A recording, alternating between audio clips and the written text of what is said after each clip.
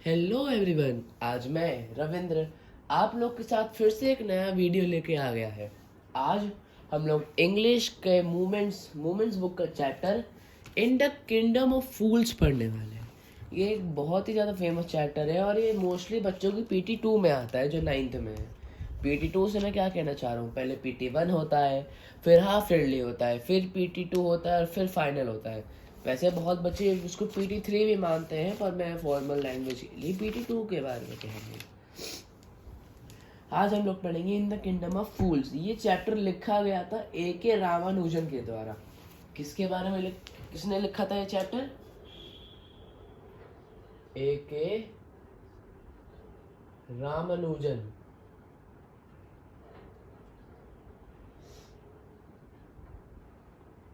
ये A.K. रामानुजन जी ने लिखा था, ठीक है ना। ये उन्होंने किस में लिखा था? कन्नड़ा फोकटेल में, एक मैगजीन या बुक कह सकते हो, उसके अंदर इस चैप्टर का नाम था इन द किंगडम ऑफ फूल्स। हम इसको एनसीईआरटी के मूवमेंट्स बुक से लाइन बाय लाइन पढ़ने जा रहे हैं, तो आशा करता हूँ आपको समझ में आए।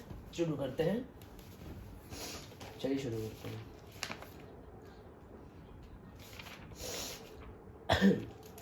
In the kingdom of fools, both the king and the minister were idiot.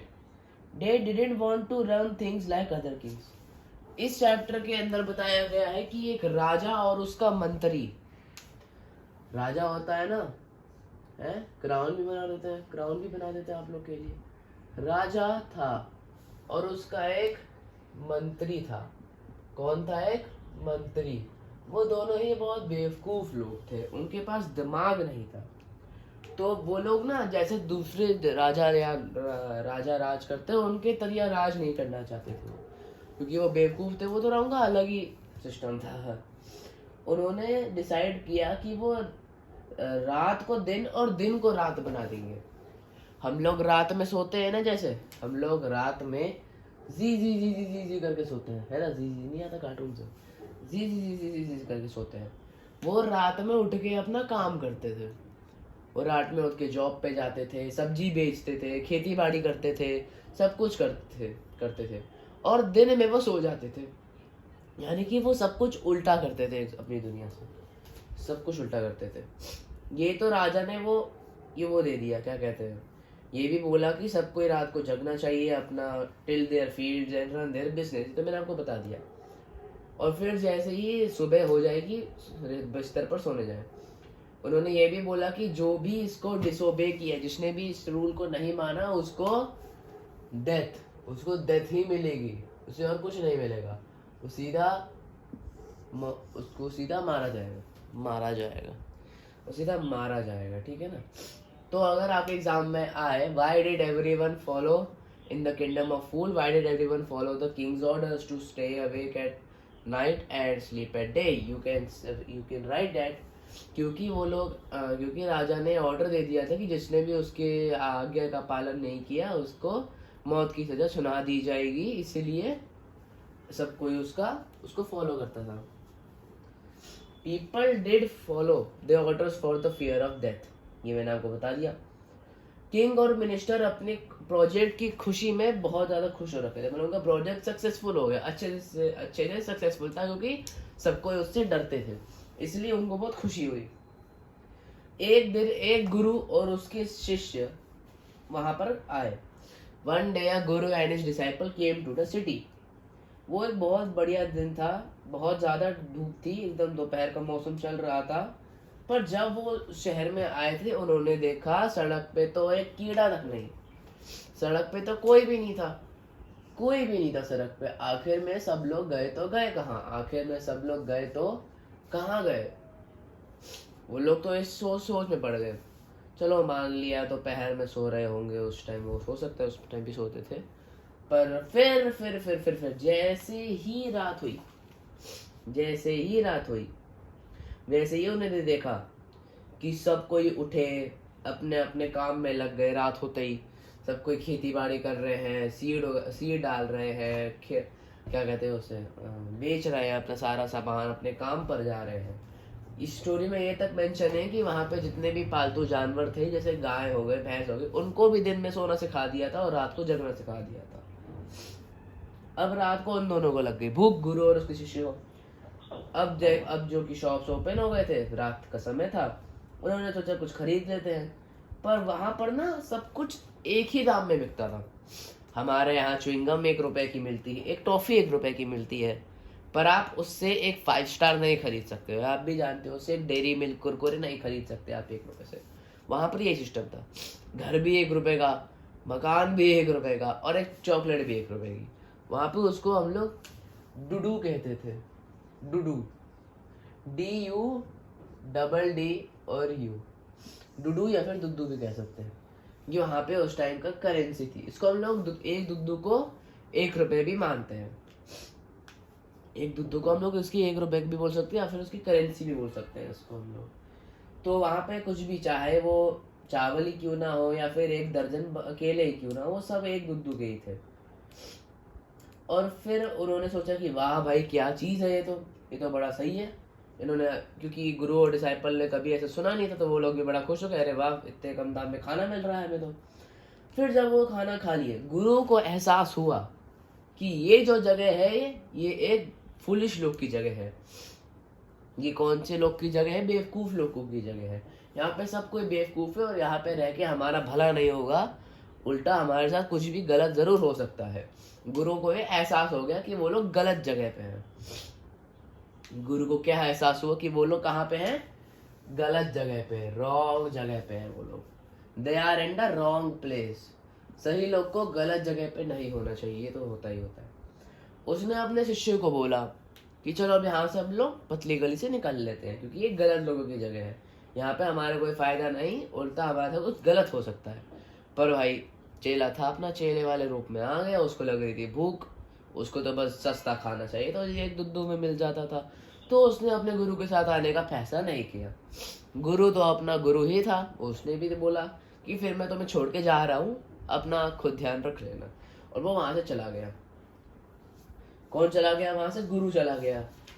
आपके पेपर में आएगा why did the guru leave, तो बोल देना क्योंकि because the guru realized that the place was the place of foolish people and the, क्या कहते हैं उसे, and the minister and the king were fools and the disciple didn't use his way. ऐसे आप आंसर लिख सकते हैं अपने एग्जाम के अंदर, ठीक है ना। तो अब हम देखने जा रहे हैं आखिर वो लाइन कौन सी थी जो हम लोग भी, मैंने आपको भी समझाया है। तो लाइन थी, these are all fools, they won't last very long and you can not tell what they will do to you next. इसका मतलब मैंने समझा दिया। But the disciple wouldn't listen to the guru's wisdom, he wanted to stay. The guru finally gave up and said, do what you want, I am going, and left. Disciple stayed on, ate his fill every day, banana and ghee and rice and wheat, and grew fat like a street side sacred bull. Sacred bull मतलब वो कुछ कुछ भैंसे नहीं होते जो मतलब बहुत ज़्यादा मोटे होते हैं। तो अब जिनको बल्किंग करनी है उनका सीक्रेट बन चुका है बनाना, घी, चावल और गेहूँ, ठीक है, ये खाइएगा अभी मोटे हो जाओगे। One bright day a thief broke into a rich merchant house. एक दिन एक चोर एक अमीर मर्चेंट के घर में घुस आया। उसने घर के अंदर दीवार बनाई और अंदर घुसा और वो ना अपना चोरी चमारी कर रहा था। तभी ऊपर जो, क्योंकि रिच मर्चेंट का घर था बहुत पुराना, तो जो उसकी दीवार थी ना ऊपर, वो उसके सर पे गिर गई और वो वहीं पे मर गया।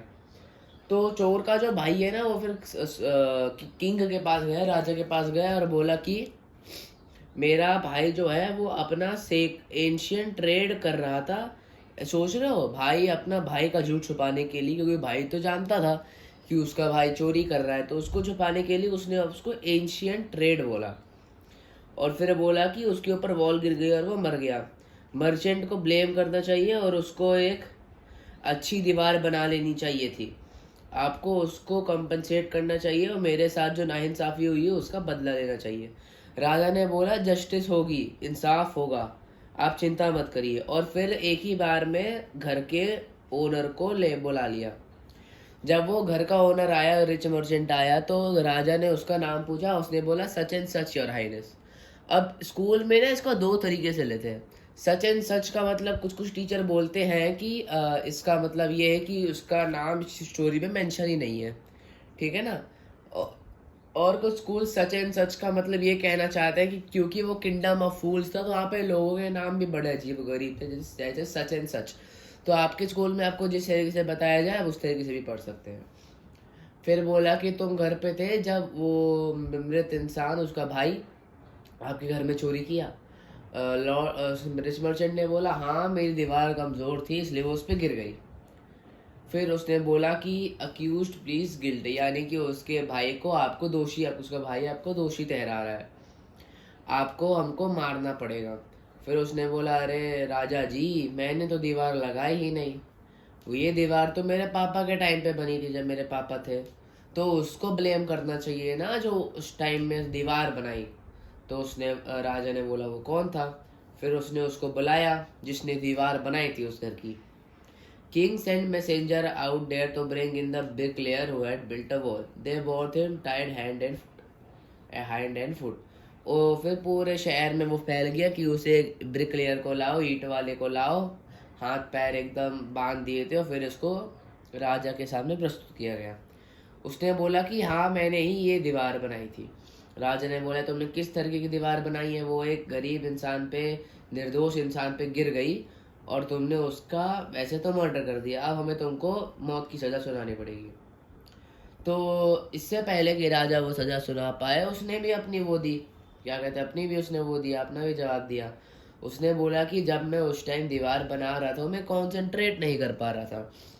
सड़क के ऊपर नीचे बाएं आए सब तरफ एक सुंदर लड़की थी जो नाचती थी और वो पूरे टाइम अपने, क्या कहते हैं उसे, कंगन के साथ, कंगन कंगन की आवाज़ के साथ ऊपर नीचे सड़क पे जा रही थी बार बार।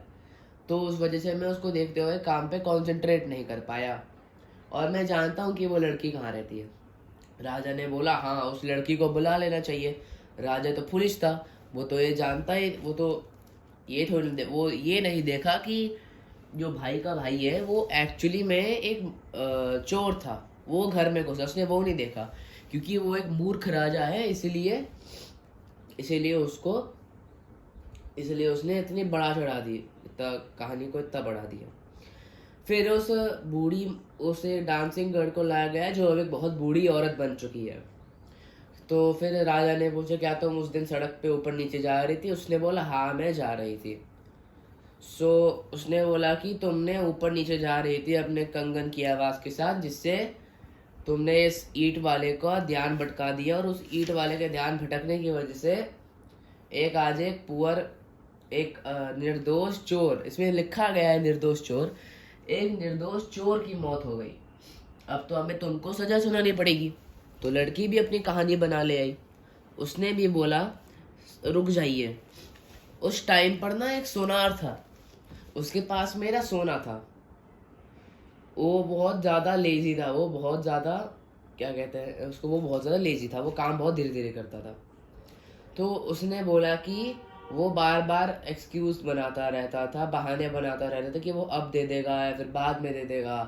तो फिर उस चक्कर में उसको उस दिन 12 बार उस सड़क पे जाना पड़ा था उस सोनार के पास अपना सोना लेने के लिए।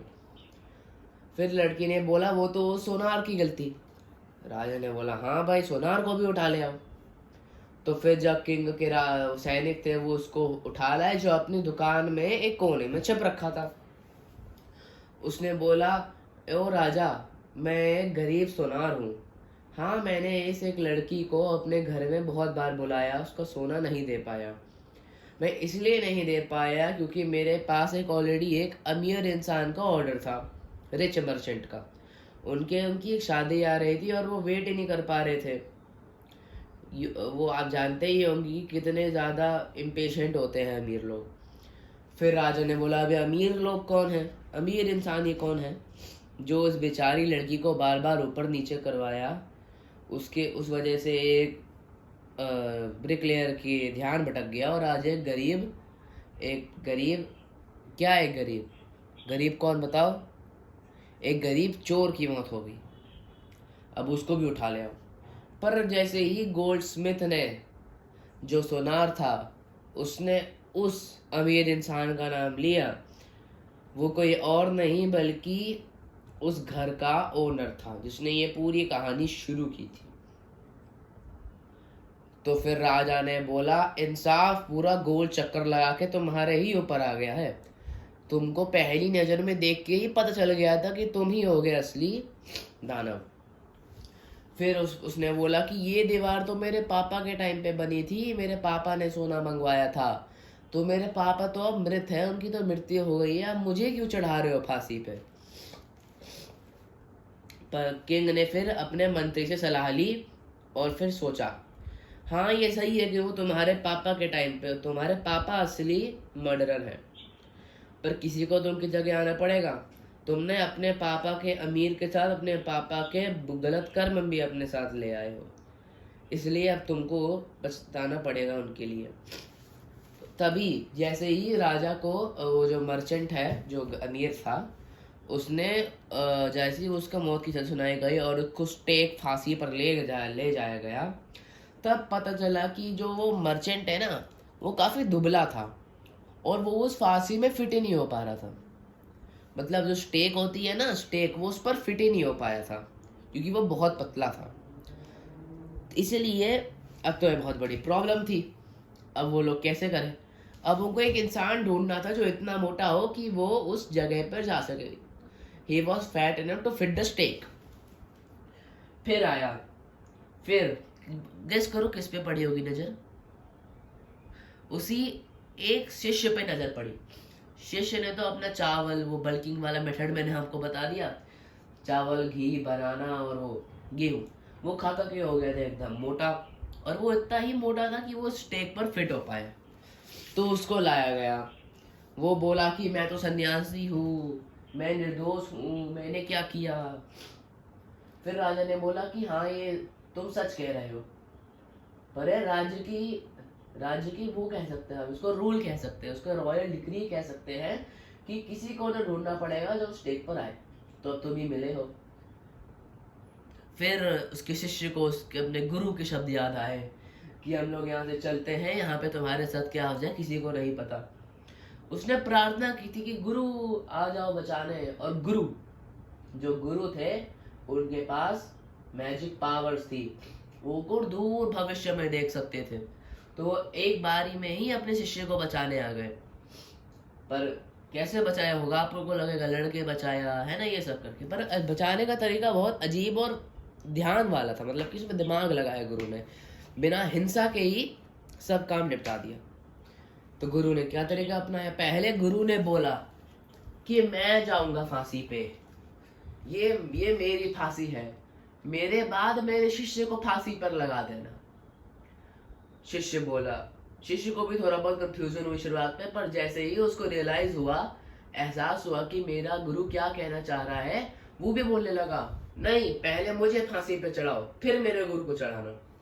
राजा और उसके मंत्री हो गए कंफ्यूज, उनका दिमाग हिल गया। बोले ये क्या, फांसी पे तुम लोग को चढ़ना है? इतनी उत्साह कैसे है तुम्हारे अंदर? फिर राजा ने बोला कि तुम्हें मुझको समझाना पड़ेगा, क्योंकि तुम एक गुरु हो और तुम्हारे पास ज्ञान है, तो तुम्हें मुझे समझाना पड़ेगा कि तुम ये ऐसा क्यों कह रहे हो कि तुमको फांसी पे पहले चढ़ाया जाए। फिर गुरु ने बोला कि अगर मैंने बताया कि मैं फांसी पे क्यों चढ़ रहा हूं, तो सबसे पहले मेरे को ही चढ़ाओगे ना फांसी पे। पहले उसको तो उसने वादा कराया कि तुम मेरे को ही फांसी पर चढ़ाओगे, गुरु ने राजा से। फिर उसने बताया, गुरु ने बोलो कि नहीं नहीं फांसी बनी है, इस पर अभी कोई भी बुरा इंसान या फिर एक दोषी इंसान नहीं आया है, इस पर अभी किसी को भी फांसी नहीं चढ़ाई गई है। तो जो पहला और दूसरा इंसान होता है ना, वो अपने दूसरे जन्म में राजा और मंत्री बनता है।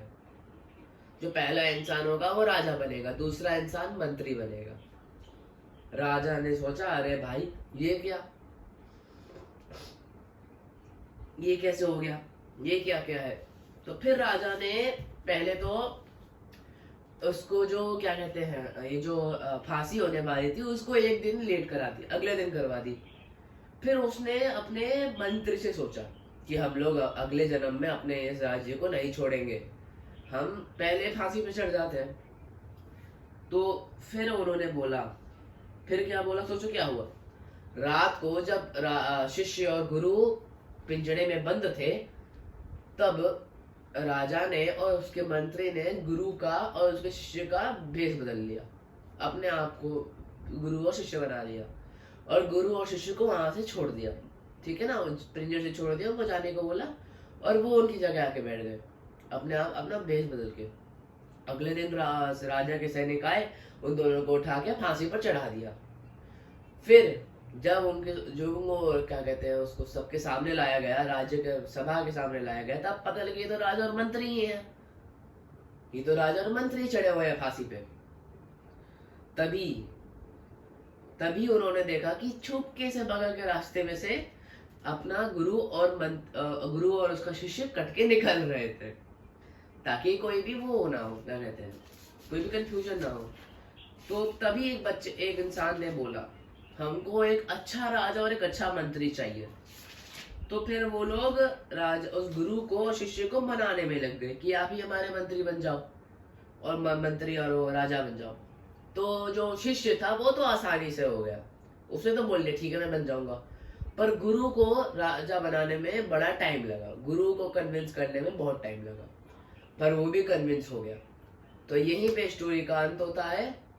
इस स्टोरी से हमको पता चलता है कि बुरी सोच कितनी हानिकारक हो सकती है, और जो आपसे बड़े हैं, जो आपसे ज्यादा ज्ञानवर्धक है, उनकी बातें हमें क्यों सुननी चाहिए। और तो और भविष्य में देखने की क्या वैल्यूज होती है। अगर वो गुरु उस समय वहां पर नहीं होता, तो आज शिष्य फांसी पर चढ़ा होता और उसकी एक मृत शरीर होती। तो ये स्टोरी हमें भी बहुत कुछ सिखाती है। तो आशा करता हूँ आपको ये सब समझ आ गया हो। आपको मिलते हैं अगले वीडियो में, तब तक के लिए बाय बाय, जय हिंद।